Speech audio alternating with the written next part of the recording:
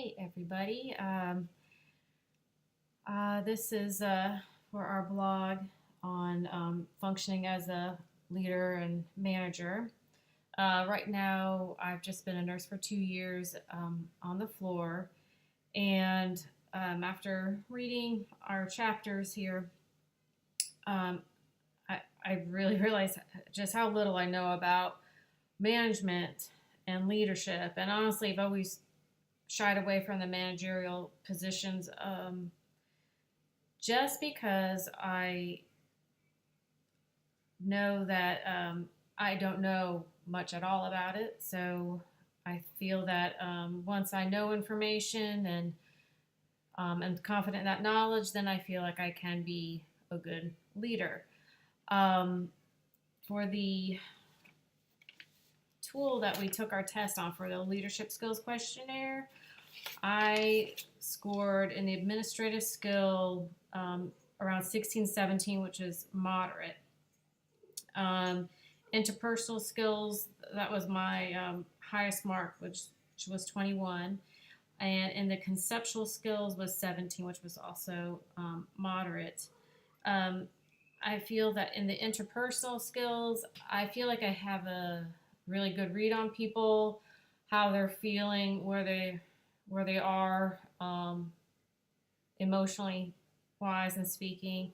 Um, let's see. I know that I think that would help being a good leader. Someone that would want to come to me, I feel like I'd be, personal with them and professional at the same time, but I would be that type of leader that any subordinates would be, comfortable coming to me for any questions and guidance. But in other skills, I feel like I would need to, really have to be a better, effective leader. Would be probably persuasion. I'm not. I look at that definition kind of as a used car salesman kind of thing, trying to persuade somebody. But um, honestly, though, if I saw somebody that had some certain skills that would hopefully, guide them into like a higher area of disciplinary in nursing or what have you, I would I would think of myself as someone that would encourage them to do that. I definitely would want to be someone who motivates their team members. I'm always positive about people moving in a better direction for themselves. And you do have to lead by example. And right now, I'm on the member of our wound team. I'm like the wound champion person for our unit on our floor, and we meet with our wound care nursing teams, and we all do audits, and it's all about preventing skin breakdown and keeping that skin integrity very good. And so that's something I've recently got involved in, and I'm excited about being part of something else just besides doing my normal daily routine on the floor. And I I would definitely like to learn more about leadership and managerial positions, just because in an article that I read, let me pull it up here, a few articles read, and a lot of them all come to the same conclusion that everyone that's involved in an interdisciplinary team or a transdisciplinary team, a lot of times the verbiage gets used together, and that the more understanding that everyone has about each other's department, the better the communication will be, and that will help with better patient outcomes.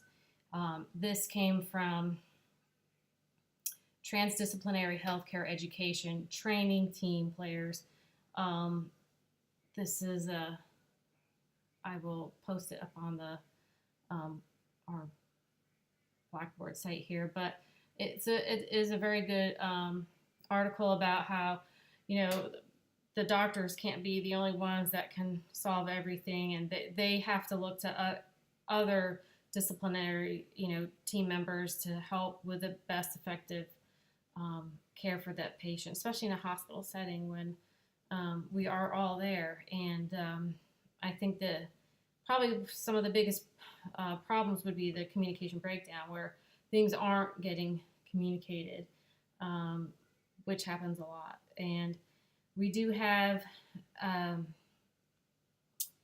what we use Cerner as our um, charting, electronic charting, and there is an interdisciplinary um, care plan, and it has a box for pretty much every disciplinary team that's in the hospital, um, as far as respiratory, outpatient care, and coordinated care, physical therapy, nursing notes and stuff, nutrition, dietitian, et cetera, et cetera. But unfortunately, it's mostly only used by the nurses. It's not very interdisciplinary. It's just us using it. So anyway, there's always going to be need for change, and I think again, it's just the change is the big crux, and we have to educate everybody and get everybody on board when we want to change something. So I think that's some of the biggest hurdles the healthcare system, sees today. Um, our hospital plan is a vertical plan. We have our CEO, and then we have, I wrote it over here somewhere, our CFO, our nursing supervisors, our directors, for each unit, administration, the floor nursing, and then all the other employees involved in the hospital. It's not that horizontal. There is maybe some horizontal mix in there where we have some good communication within our units and stuff like that. But as far as communicating with, the presidents and the vice presidents, it's mostly newsletters and everything that gets out and meetings and stuff like that, like what their goals are, and what their visual is for the future is going to be for the next year or 5 years and so on. But basically, I'm trying to think of what else I have to write down that I wrote down.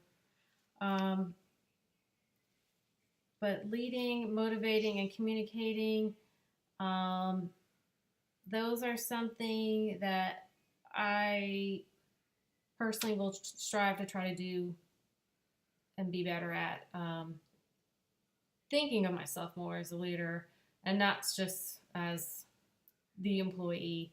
And honestly, sometimes it's overwhelming. We have so much to do in our everyday work that to think outside of everything of what we already have to do ourselves and just what everybody else is doing in their position it's just a lot.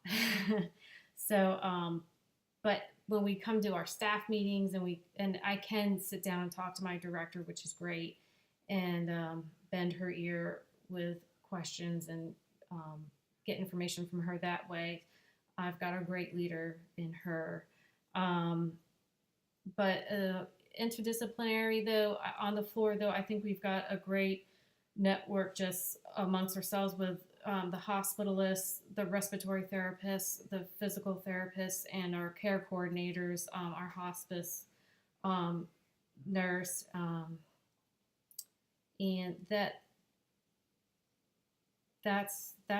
mostly how our floor, how our interdisciplinary team works. But I would need to know more about, exactly like what does our nursing supervisor, her job entails.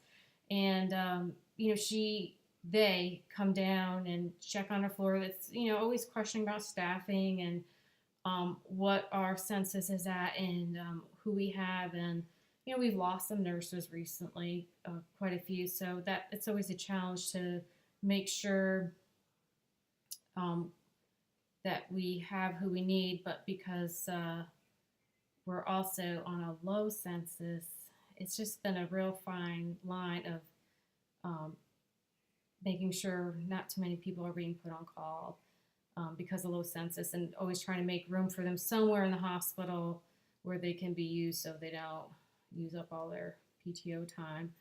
Um, so I think, being a leader in that, and the director or assistant director, that's a lot of,